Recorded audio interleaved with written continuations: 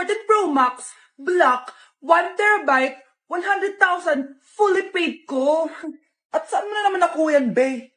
Basta, bakit be? Inggit ka? Hala ka, may sugar daddy ka, no? Pa-share naman ako, be. Damat mo naman. Ha? Ano sugar daddy? Hoy, bay ka. Totoo ba yun? Hala, pagsasabi niyo dyan, gitera kayo. Be, tulungan mo ako, be. Iniwan na ako ng boyfriend ko. Ay sis, narinig ko na yan, be. Mag-a-advise ako, tapos magbabalik ka na naman kayo ulit. Hindi na talaga, be. Susundin ko yung advice mo. Totoo na yan, be, ah. O ito gagawin mo. Unang-una, huwag mo na siya i-chat. Sige, sige. A few moments later. Hi, be. Kami na ulit ni Marco. Ay, hello. Ikaw yung best friend niya, di ba? Mahal na mahal talaga ako ng best friend mo. Stay strong. Tangina mo talaga, be. Hi, miss. Ganda mo naman. Uy, may kinikilig. Uy, ano ba? Parang may tanga dyan.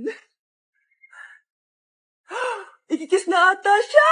Hindi na kailangan magsuot ng mask. Talaga, Nay?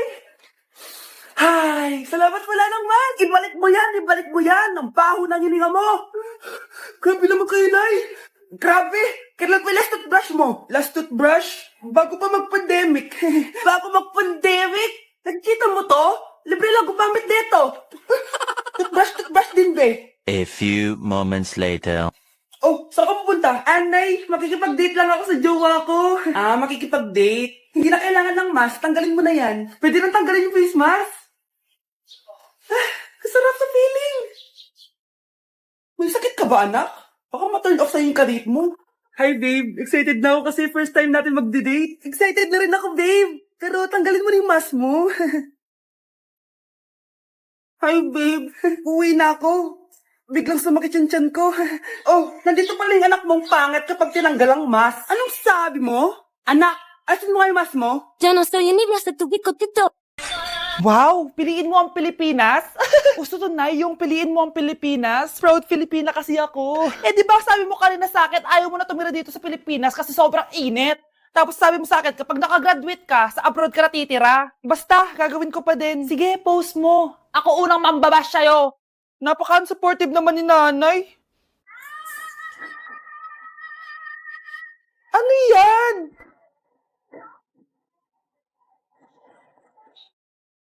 Kailan pa lagi sayaw yan? Di ba transition yan? Eto na po kasi uso ngayon, Nay eh. Puro kayo sabay sa uso. Akala nyo maganda. Mukha lang kayo nakakatawa. Lu, basher talaga tong si nanay. Buti pa si Kyle, nag-aaral ng mabuti. Hindi yung kung ano-ano ginagawa. Yun pala yun. Patingin nga, anak. Sanananan. Tatak. Ano to, anak? Lyrics po ng Asoka, Nay. Puro kayo Asoka. Sanananan. Ay, kasama ko po yung crush ko. Hello po, tita. Saktong-sakto, nagluto ako ng masarap na pagkain. Talaga po, Nay? Halika dito, kumain muna kayo. Sige po, tita. Oh, ito, masarap yan. Ako nagluto niyan. Mapapadami na lang po kain ko nito, Nay. Ang sarap nga po, tita. Di ba, Abi? Tita, nabubulunan po anak nyo. Anak.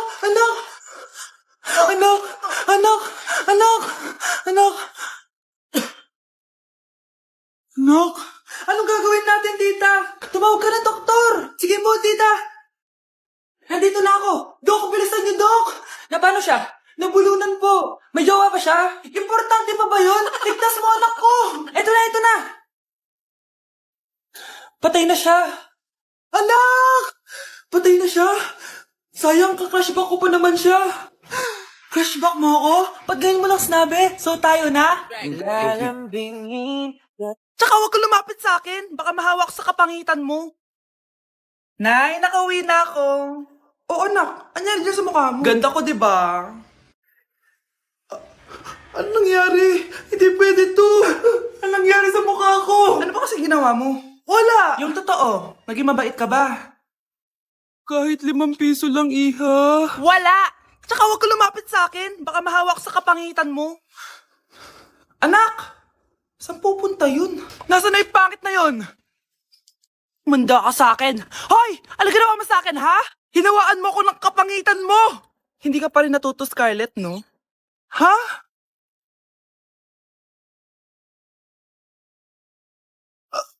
Nay? O ano, naniniwala ka na ba sa karma, Scarlett? Ayan na nakukuha mo sa mga panlalait mo. Nay, sorry na. Alisin mo na to nasa mukha ko. Sige, next year. Paano na ako magkakajowa neto?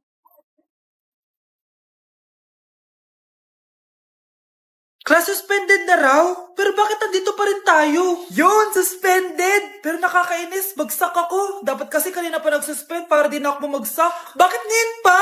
Sana sinabi kanina 7 a.m. Paano din ako naligo? Guys, nakalabas na ako dito sa school. Grabe, hanggang tuhod yung baka! Para mag-field trip sa Marikina River!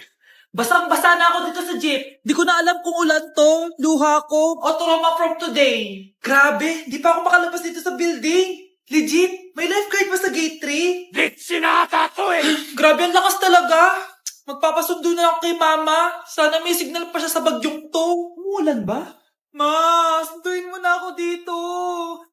Isa lang po akong maliit na batang basa. Pagod na at walang payong.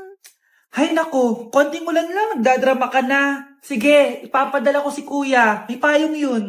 Thank you, Lord! Thank you, Mommy! Babe, okay ka lang? Ayoko na! Ang toxic mo na! Toxic? Pero wala namang ginagawa. Yun na nga, wala kang ginagawa. Ano bang gusto mong gawin ko? Wala. Doon ka na sa babae mo. Wala akong babae, babe. Eh, sino kausap mo kanina? Mama ko yun, babe. Babae pa din yun. Anak? Oh, ayun na palang kabit mo. Anak, ano pinagsasabi nito? Babe, nanay ko yan. Diyan ako nang galing. Babe, nanay ko yan. Diyan ako nang galing. Ang galing mo mapalasot. Ha? Babe naman. Sa susunod, kung maghahanap ka ng iba, siguraduhin mo mas maganda sa akin. Dahil ang pangit ng kabit mo. Walang iya ka. Wala ka respeto sa akin. Lumayas ka dito. Tita, joke lang. Joke lang, tita.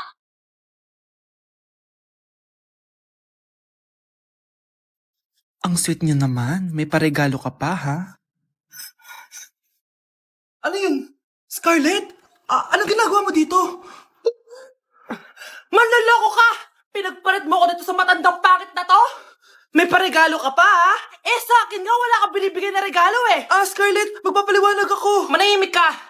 At ikaw naman, matandang pangit, sayong-sayo na tong boyfriend ko. Magsama kayong dalawa. Aba, walang respeto tong girlfriend mo, ah. Ano pinagsasabi mo, Scarlett? Eh, nanay ko to. Excuse mo lang yan. Eh, mukha nga nagtatago ka kanina eh. Nagtatago ako kasi isusurprise namin yung tatay ko. Ganitong babae ba yung gusto mo, anak? Yung walang modo? Nay, pagpasensyahan niyo na siya. Tita, sorry po. Anong sorry? Matandang pangit ako, di ba? Lumayas ka dito, babae ka. Sorry na, tita. Ayaw mo lumayas, ha? Brownie!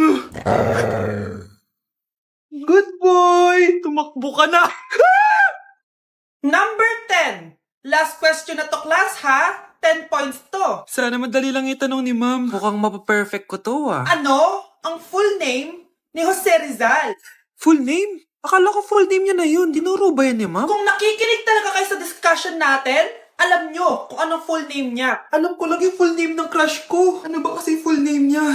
So wala palang nakikinig sa akin, ha? Sige, perfect sa exam ang makakasagot sa akin. Ma'am, alam ko po. Okay, Cheska, ang full name ni Jose Rizal ay Jose Protasio Rizal Mercado E. Alonso Rialonda. Very good! Perfect ka na, ha? Yes, thank you, ma'am. Ma'am, bakit pa ba namin kailangan mag-aralan yung full name ni Rizal? Itatanong ba yun sa amin kapag mag-a-apply na kaming trabaho? Oo nga, ma'am. Parang di naman kailangan pag-aralan yan. Perfect na sana ako, eh. Pinag-aaralan natin siya kasi marami siyang nagawa at naiambag sa bayan natin.